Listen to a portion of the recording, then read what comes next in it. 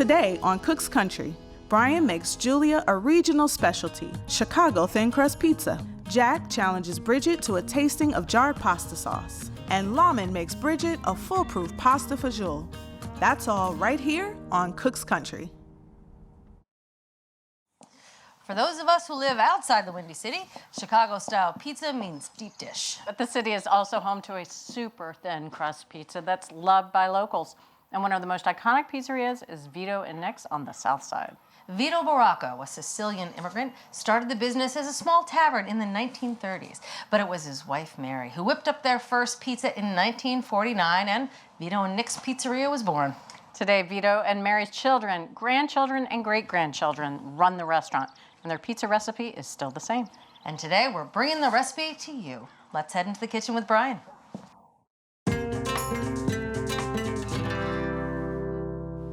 The most important and distinguishing part of this pizza isn't the topping, it's the crust.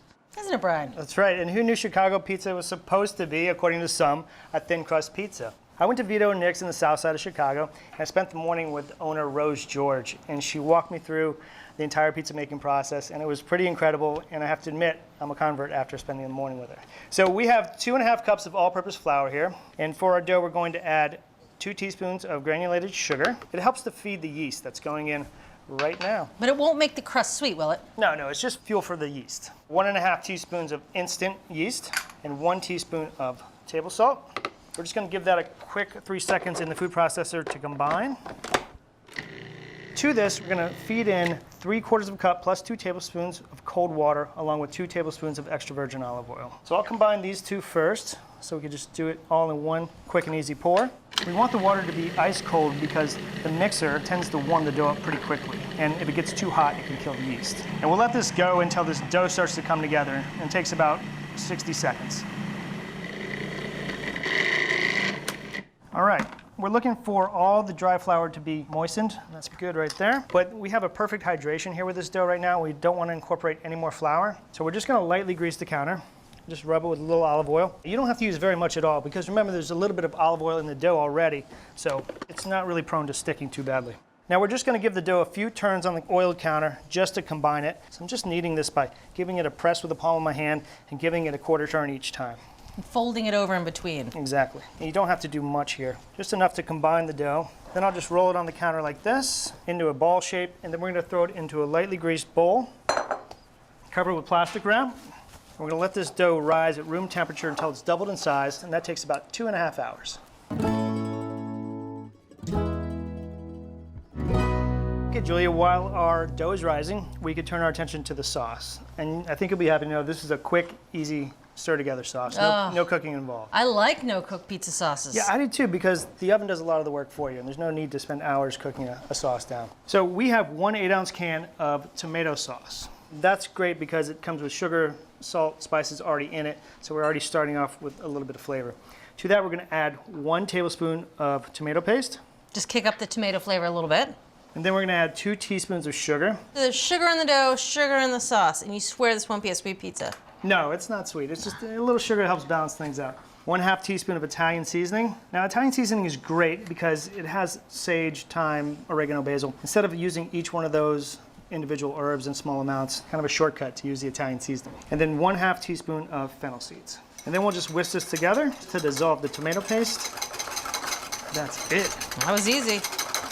When I had the pizza at Vito and Nick's, they have a very distinctive type of sausage that they use, and they go through about 1,000 pounds of it per week. Wow. I mean, it's a really good sausage, has a nice fermented flavor, and I just felt like I couldn't get that exact flavor out of store-bought Italian sausage. So we have 1.5 pounds of coarsely ground pork, and coarsely ground pork will give you that distinctive sausage chew. Sometimes you can find it in the case, but other times you can ask the butcher for it, and they're more than happy to do it for you. Gotcha.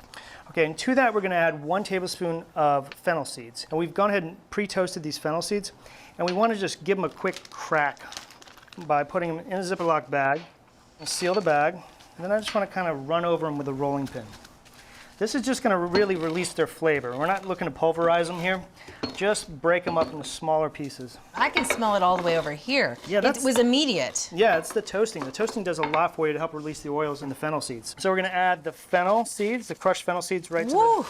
It's Pretty fragrant, huh? That is really fragrant, and I can already tell this is not going to taste like your average supermarket sausage. This is going to have a lot more flavor. Yes. Then we're going to add 1.5 teaspoons of sugar. You know, there's a salty sweet balance that has to happen in life, so 1.5 teaspoons of salt. There you go. 1 garlic clove. It's a large garlic clove that we've minced to a paste. Now you could either do this in a garlic press or you could do it on a microplane and just grate it finely. 3/4 teaspoon of black pepper. 1/4 teaspoon of dried oregano. And 1/4 teaspoon of red pepper flakes. So this isn't really going to be that spicy, just a little red pepper flakes. Right. Okay, so we're going to mix this on low speed for 60 to 90 seconds until it just all comes together. The stand mixer does a great job of emulsifying the fat and distributing the fat evenly throughout the meat. And it also helps stretch and link those proteins so you get that sausage chew. All right, Julia, you can see that the sausage is taking on this real tacky texture. And that's exactly what we're looking for. You know, it really smells pretty good with the garlic and the fennel seeds in there. And we're going to let this sausage marinate for a bit because that way the flavors will distribute and kind of really soak into the meat. So we'll let it go for at least an hour in the fridge, cover it with plastic wrap, and we'll transfer it over.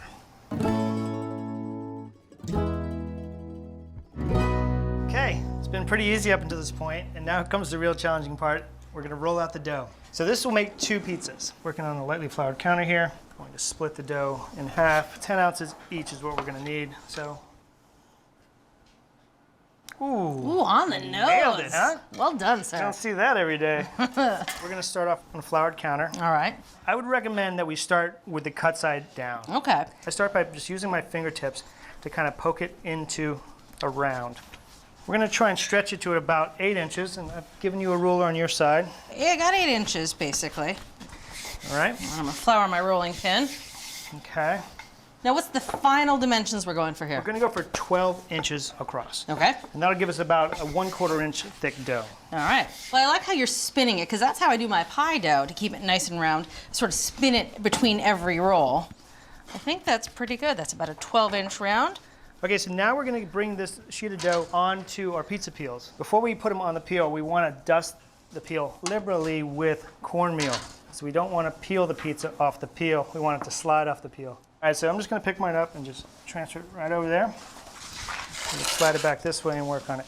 So now we're saucing. So we want to take our sauce. This is the full amount of sauce that we made. I just divided it in half so we have enough for each pizza. And then with the bowl of the spoon, just go around. You want to push the sauce right to the edge. All right. Okay, that looks great. We have about 6 ounces of sausage each. And now we're going to put dime-sized pieces of sausage all over this pizza. Well, and also the sausage is going on raw. We're going to cook this pizza at a very high temperature, 500 degrees, and it's going to cook for long enough to cook the sausage through, and the sausage will still be moist. It won't be dry and crumbly. And all the flavors of the sausage will still be on the pizza. Won't be left behind in some skillet. It ain't going anywhere. Wow, this is not a skimpy amount of sausage, I want to point out. That's why this pizza is so great. Well, if we were competing, I'd say I won. But, you know, this isn't a competition, Brian. We'll just see. We'll see how they come out. Okay, sausage is on. And now we're going to put the cheese on. Cheese goes on much the same way as the sauce, all the way to the edge. So we have 1.5 cups or 6 ounces of mozzarella per pizza. And this is whole milk mozzarella. This is not a place to be using part skim or non-fat mozzarella because it doesn't melt the same way. All right, and now the final touch, the 1/4 teaspoon of oregano. It seems like such a small amount, but you really taste it at the end. All right. So before we go into the oven, just give your pizza a little wiggle and make sure it still shimmies on the peel. Because if it's sticking anywhere, you could just lift the edge and throw a little bit of cornmeal Well, in I there. got a little sticky.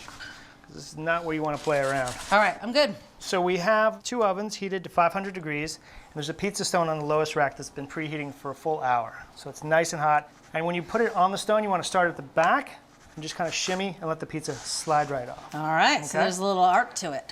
And we're going to take these pizzas a little bit darker than you would typically expect. That's the thing at Vito Nick's. They cook the pizza so dark that people actually send them back. Oh, really? Yes. They look burned. Yes, the old owner, Nick, used to stand by the oven, and if the cheese had only gone from this nice white to that yellow, golden brown that we all always pull the pizza out at, he'd yell, "That's canary, put it back in the oven." I like the accent. That's my Chicago accent. Because the pizza is supposed to be, according to Nick, nice and brown on top. Okay, and in order to get to that dark brown cheese, those pizzas are going to have to cook anywhere between 10 and 14 minutes. We're baking these pizzas at the same time because we have 2 different ovens. If you only had one oven, you'd bake them one at a time. Exactly.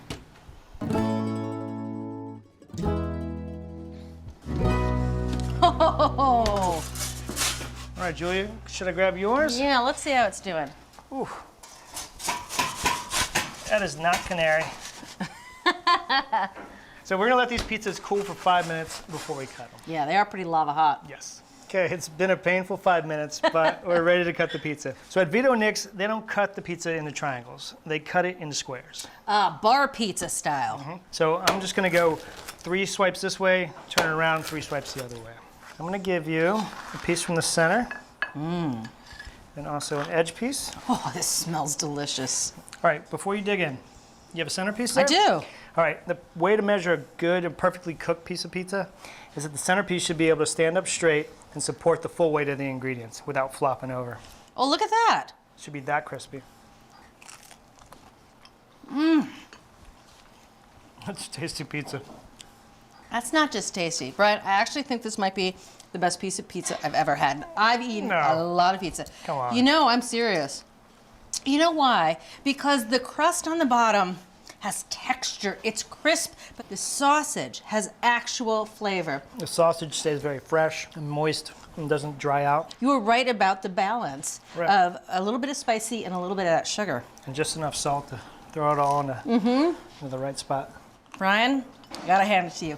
Best pizza yet. Oh, Well thank you. done. It's my pleasure. Thank you. So if you want to make an authentic Chicago thin crust pizza, start by making pizza dough in the food processor using all-purpose flour, yeast, and olive oil. While the dough rises, whisk together a no-cook sauce using canned tomatoes, then use a stand mixer to make sausage with ground pork and fennel seeds. To make the pizzas, roll the dough out into a 12-inch round, transfer to a pizza peel, top with sauce, sausage, and cheese, and bake in a hot oven until it's no longer canary. From Cook's Country, the ultimate recipe for Chicago thin crust pizza.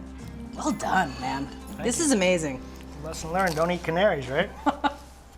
Love what you're watching? Take your cooking to the next level with our Essential membership. Get instant access to thousands of recipes, tips, techniques, product reviews, and step-by-step videos. Our Members app allows you to search by ingredient, set dietary preferences, and save your favorite recipes. For those looking to level up, our newest feature, ATK Classes, offers more in-depth instruction led by ATK experts, so you can gain greater confidence in the kitchen. Start your free trial by visiting the App Store or going to americastestkitchen.com/YouTube today.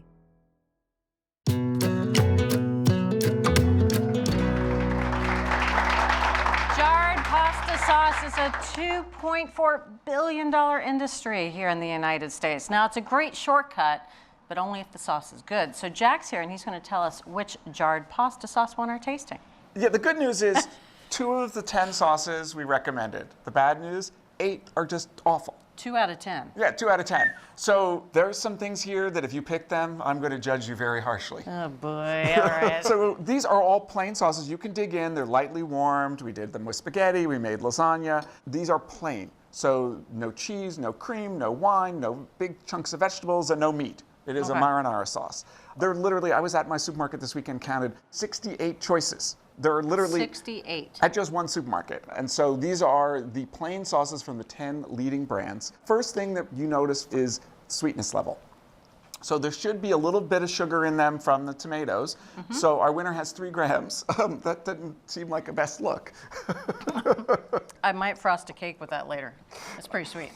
Yeah, so when you see sugar or corn syrup on the label, that's not a good thing. Some of these sauces had 4 times as much sugar as our winner, and they were basically way too sweet. I believe it. Second place these can go wrong is they're flat, they're dull. They have no tomato flavor. So if you see tomato paste rather than whole tomatoes, that's a bad sign. Tomato paste is cooked. It's great if you want to add a little oomph in a small amount to a chili or a stew, but in a fresh tomato sauce, you want the product that is as close to fresh as possible, which would be whole tomatoes. Next, herbs that are just way over the top. You want to taste the tomatoes, not the oregano, not the rosemary, the thyme. Seems like you have an opinion about that one on the end. It's very close to ketchup, Yeah, which I love ketchup on a burger. I don't want it on my sauce. Very sweet. Well, next thing we looked at is wateriness. And so I have a little prop here. These have been in a coffee filter for several hours. Our winning sauce, you can see, there's very little liquid that comes out of here. In fact, when we did this test, it was 82% solids and 18% liquid. And this really made a difference when we did the lasagna test. When we used this sauce, which was 43% liquid, 57% solid, besides the fact that it's bland, water doesn't taste very good, it made the soggiest lasagna imaginable. It was just basically a mess. Right. And so the watery sauce is a bad thing. Last thing, fat. If it has olive oil, it's a good thing. Right. Our winning sauce has 8 grams of fat, and some of the losers had almost no fat in them, which is not only about how it tastes, but how it clings to the pasta. Sure. That if it was out the fat, the sauce was at the bottom of the bowl and would not cling to the spaghetti. This is interesting. This is completely smooth. I don't like that. Doesn't seem homemade to me. You would like it to seem to the person that you're serving it to that you cooked all day. Right, exactly. That someone made it in their home, if not me, right? That sounds like a good thing. Right. So I'm going to start with the one I'm not crazy about. Okay. I want to get this off the table. This one that I do not like. So this is Bertolli. It was number 8 out of 10. I put this on the table for you because it is incredibly sweet. It's so sweet. And there are way too many herbs. I like herbs, but not dusty, stale, old, dried herbs. No, I think the herbs in here were from the Reagan administration, maybe. They just did not taste right. All right, and this one. The Hunt's last place. It is made with tomato paste. So no fresh tomatoes, you know, whole tomatoes. It has really no fresh flavor. It tasted like canned tomato sauce, not pasta sauce, but just tomato sauce. Well, and look, it comes from a can. There you go. And this one, this was my favorite. My faith in you is always constant. You did choose the winner. The expert panel chose this. This is the Rayos. The audience landslide favorite. You can stay. We can all stay. It's the best sauce. It's made with tomatoes rather than tomato paste. There's no sugar. Herbs were under control. There is some bad news here. Okay. It's expensive. This is almost $10. This is a case of you are getting what you pay for. The only other sauce that we recommended, which is from a company named Victoria, was also $7 for a jar. Okay. And so these cheap sauces, they taste like they're cheap. It's good to have a shortcut, but not taste that way. Well, there you go. The winner of our tasting for jarred pasta sauce, and there was a clear winner. It was Rayo's homemade marinara sauce. It's $9.39 for a 24-ounce jar. At Cooks Illustrated, we're food nerds. That's why every recipe we develop involves research, cooking science, and rigorous testing by our team of expert test cooks. Only the highest rated recipes earn a place in our award-winning magazine. Every issue features our latest recipes and discoveries, cooking tips, and equipment and ingredient reviews. Our step-by-step photos and hand-drawn illustrations show you exactly how to succeed. So, are you ready to become the best cook you know? Subscribe to Cooks Illustrated magazine at cooksillustrated.com today.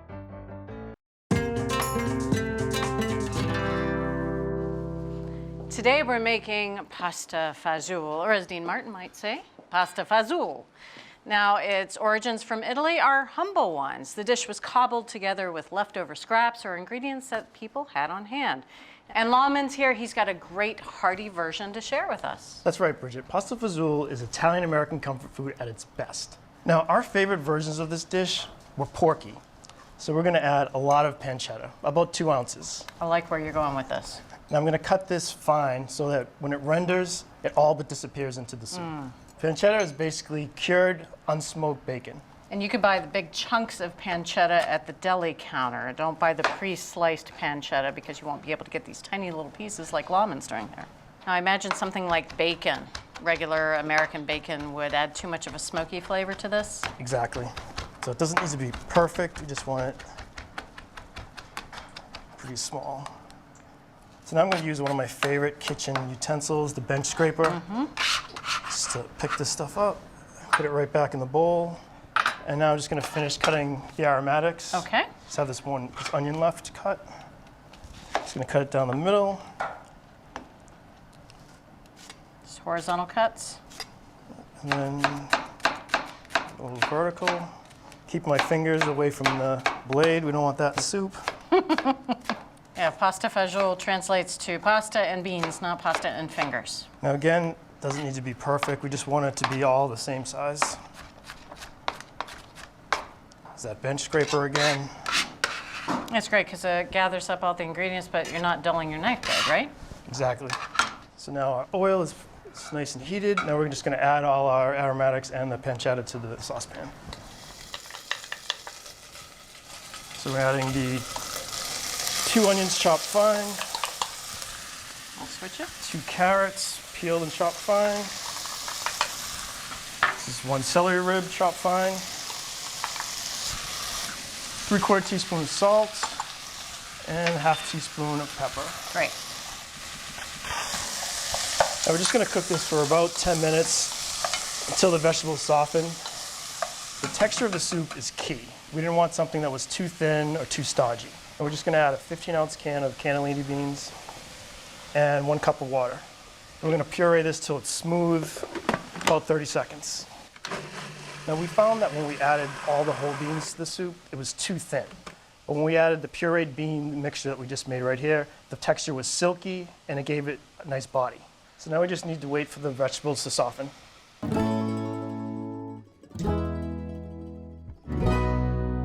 So it's been about 10 minutes. The vegetables should be softened, and you can tell because the onions are nice and translucent. But you're not looking for a lot of browning at this point, No, right? no browning at all, actually. Okay. So now I'm going to add 2 tablespoons of tomato paste. Now, some of the recipes that we came across call for canned tomatoes. Now, we tried canned diced tomatoes, but the soup ended up being too chunky because they never broke down because of that additive that's in the canned tomatoes. But for a deep tomato flavor, we found that tomato paste worked best. And we're going to brown the tomato paste to deepen the flavor further. So you're going to get caramelly notes, you're going to get some of that sweetness from the tomato, but not too much. Right. But also it's super savory. There's a lot of that umami, that savoriness. So now I'm going to add 4 garlic cloves minced and 1/4 teaspoon of pepper flake. A little heat in there. Yes, and we want to cook this for about 2 minutes until it's fragrant. So it's been 2 minutes. Now I can add our 4 cups of chicken broth. And I'm going to add another can of cannellini beans, 15-ounce can, and this nice bean puree. So I'm going to bring this to a boil over medium heat and then reduce the heat to medium-low to simmer so the flavors will meld. Okay. Bridget, it's been 10 minutes and the flavors have melded nicely. We're just going to bring this up to a boil. Now this is when you add the pasta to the fagioli. We're going to add 1 cup of ditalina pasta right to the soup base. Now we're going to cook this until it's al dente, about 12 minutes, stirring occasionally to break up the pasta so it doesn't clump together. Okay. And could you use another small pasta, like macaroni or something like can. that? So any small pasta is fine? Exactly. Okay.